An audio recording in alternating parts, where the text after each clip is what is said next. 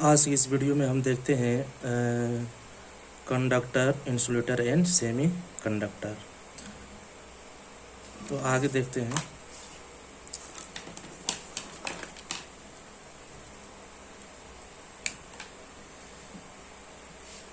आगे हम देखते हैं सबसे पहले conductor.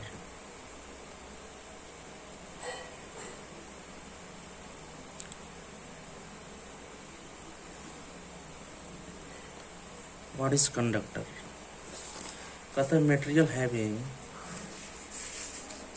List resistance, material having least resistance to the flow of electric current is known as conductor. यानी जिस कंडक्टर में रेसिस्टेंस कम हो और इलेक्ट्रॉन आसानी से फ्लो कर सके उसको हम कहते हैं कंडक्टर। तो देखते हैं इसका डेफिनेशन क्या है। The material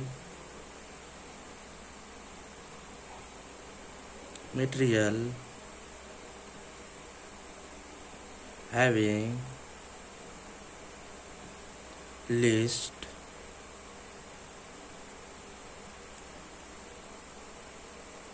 resistance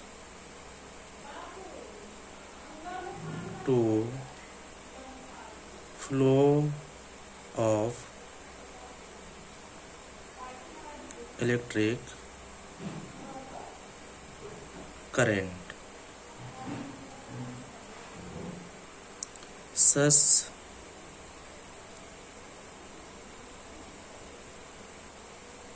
materials are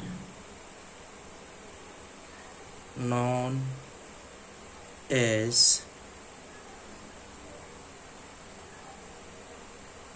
conductor, है ना।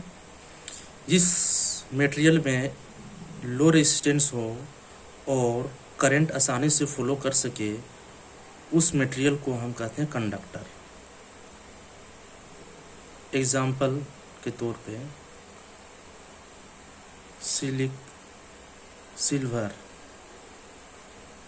Silver, copper,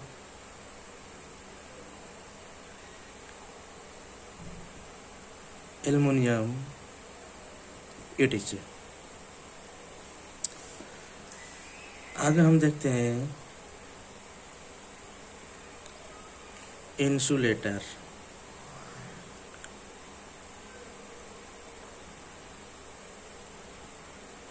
what is insulator? Insulator इसको कहते हैं। कहते हैं material having very high resistance, जिस मटेरियल में रेसिस्टेंस बहुत ज़्यादा हो और करंट फ्लो नहीं करता हो उस मटेरियल को हम कहते हैं इंसुलेटर। तो इसका डेफिनेशन जानते हैं। The material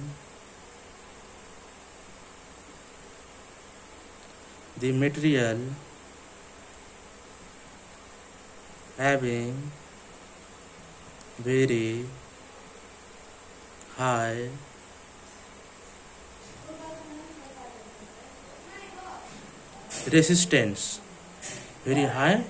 resistance and do not flow electric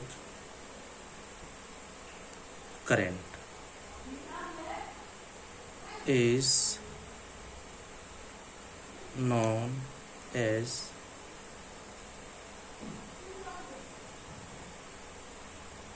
insulator. जिस मटेरियल का रेजिस्टेंस बहुत ज़्यादा हो और करंट फ्लो नहीं करता हो उस मटेरियल को हम कहते हैं इंसुलेटर। एग्जाम्पल के तौर पे insulator mica, glass, slate,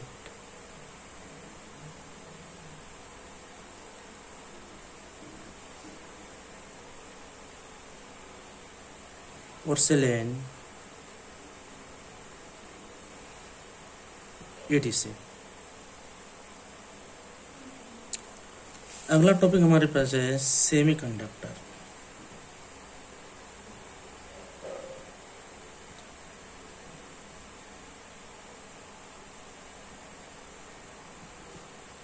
what is semiconductor?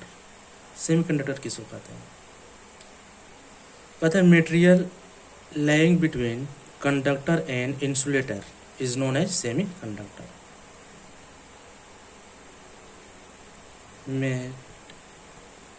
material laying between conductor and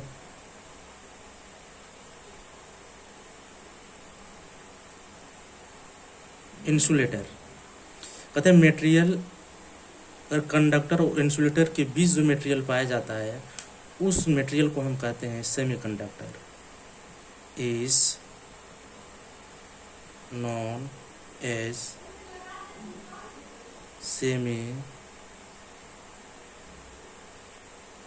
semiconductor. Example देखते हैं सेमीकंडक्टर का क्या क्या एग्जाम्पल है। सबसे पहले देखते हैं जर्मेनियम।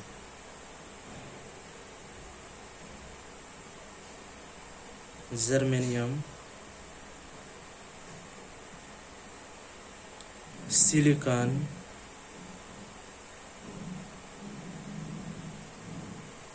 Sulphur, carbon etc। यानी जिस सेमीकंडक्टर का जो प्रॉपर्टीज है वो कंडक्टर और इंसुलेटर के बीच में पाया जाता है, इसलिए इसको कहते हैं सेमीकंडक्टर कहते हैं। आगे हम चलते हैं उस कंडक्टर का जो प्रॉपर्टीज है वो क्या है और इंसुलेटर का प्रॉपर्टीज क्या है, इस चीज़ को हम थोड़ा सा देखते हैं। सबसे पहले हम देखते हैं कंडक्टर पर रेसिस्टेंस का क्या इफेक्ट होता है। टेम्परेचर बढ़ने में, टेम्परेचर घटने या बढ़ने पर हमारे पास रेसिस्टेंस का क्या इफेक्ट होता है कंडक्टर को। अगर कोई भी कंडक्टर है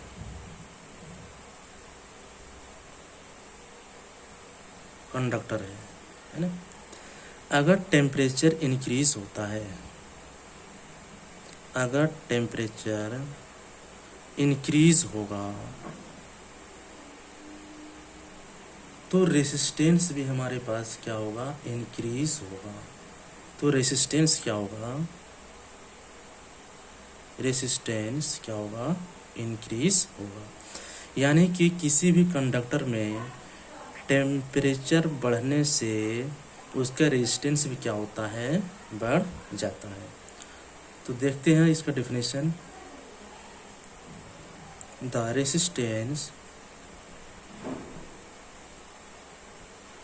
resistance of conductor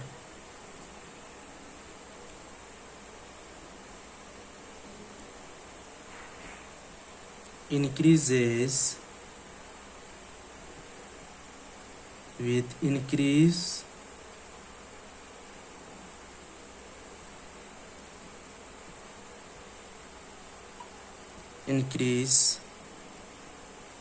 in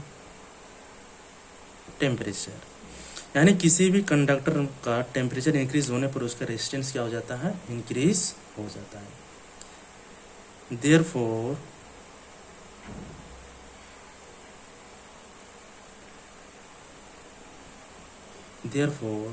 on high temperature,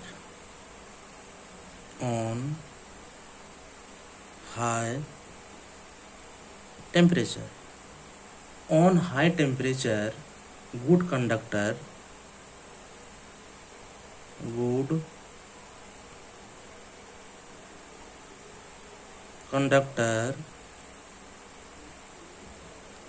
become bad conductor।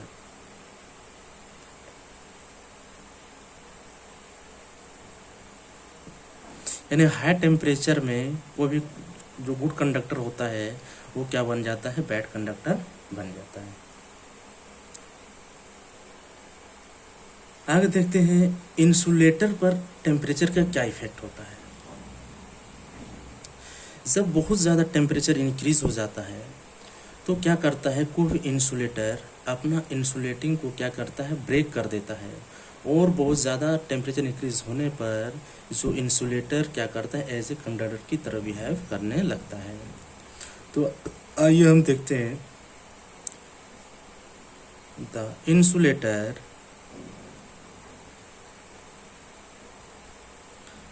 Insulator lose their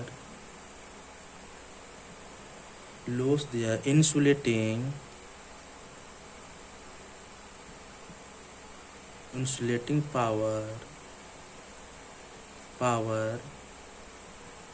with increase in temperature. जब किसी भी इंसुलेटर में टेम्परेचर इंक्रीज हो जाता है तो इंसुलेटर का जो इंसुलेटिंग पावर होता है वो ख़त्म होने लगता है, and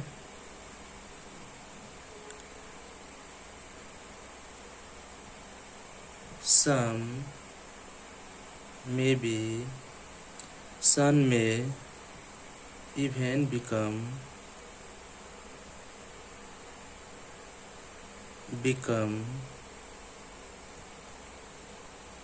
good conductor if they are strongly heated।